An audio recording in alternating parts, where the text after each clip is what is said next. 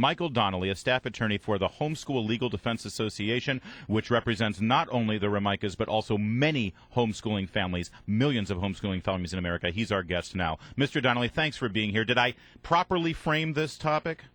I think you framed it very well, Brian, very well. Thank you for your interest in the subject. Oh, absolutely. Well, listen, I homeschooled my kids, and this just sends a shiver up my spine. Explain to me the Obama administration's position here. How can they not stand for the basic right of a parent to educate their children in the way they see fit?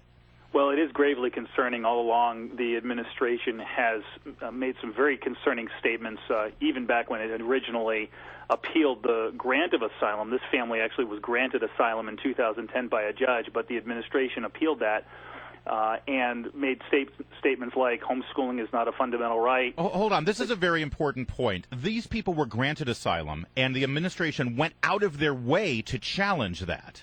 That's absolutely true. The grant of asylum is an administrative procedure that's handled within the executive branch, and so a federal immigration judge granted asylum, and then the Obama administration, the administration effectively overturned that. In the course of that, made some statements about homeschooling, about the rights of parents all along the way that are very, very concerning and not very, do not really recognize the fact that, our country is founded on the rights of people to choose their religious expression, how they educate their children, and that children are not the community property of the state.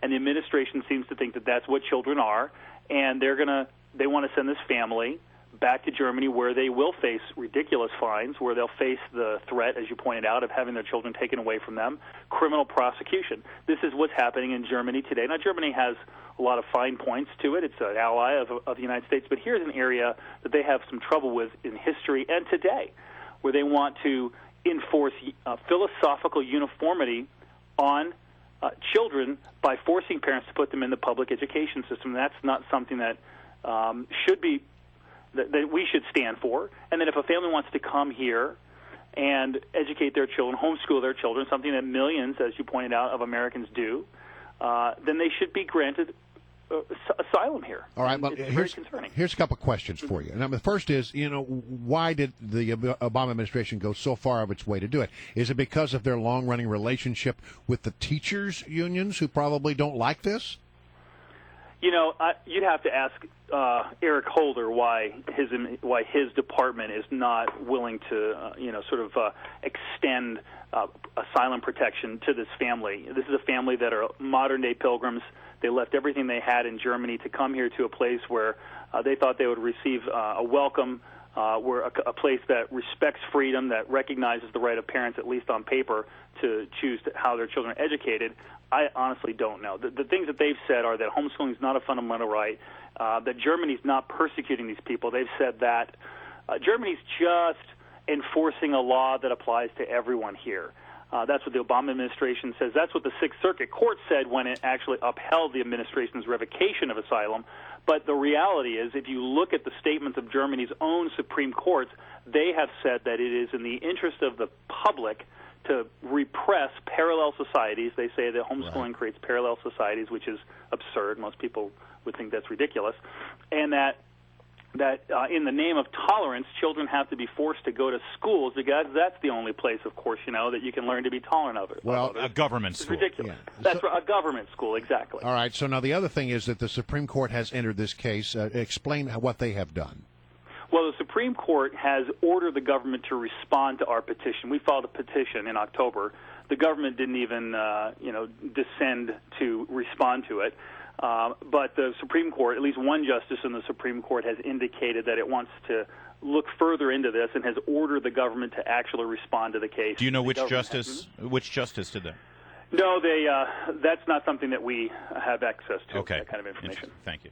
All right, but what does that mean in real terms? Well, what it means is that now, look, 10,000 cases are filed every year with the Supreme Court. They hear about 100, so the chances of any one case are infinitesimally small.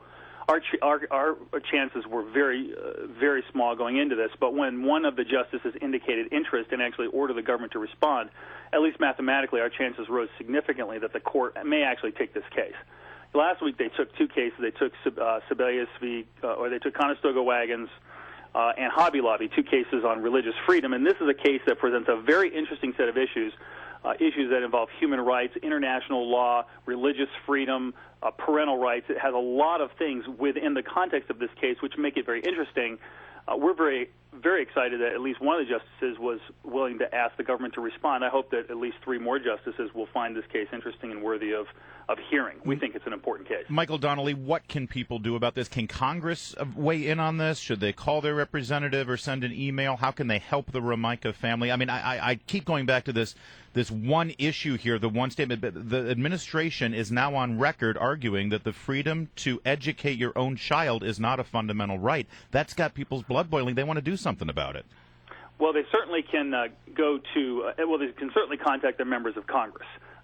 26 members of Congress sent a letter to Eric Holder asking him to exercise the discretion that he has, because he could any day just write a letter and say, yes, the Romicas can stay here in the United States. He has that authority, but he's refused to exercise his discretion and area authority. They certainly can contact their members. Meanwhile, this president has no problem allowing parts of his administration to exercise their discretion in not enforcing our immigration laws for people who come here illegally. These people have sought legal and were granted legal asylum, and they're going out of their way to kick them out. So, Michael Donnelly, we could talk about this for an hour, but we have to roll. He is an attorney for the Homeschool Legal Defense Association. He is helping to take up the case of this family from Germany. Thank you for joining us this morning. Thanks, Michael. Thank you.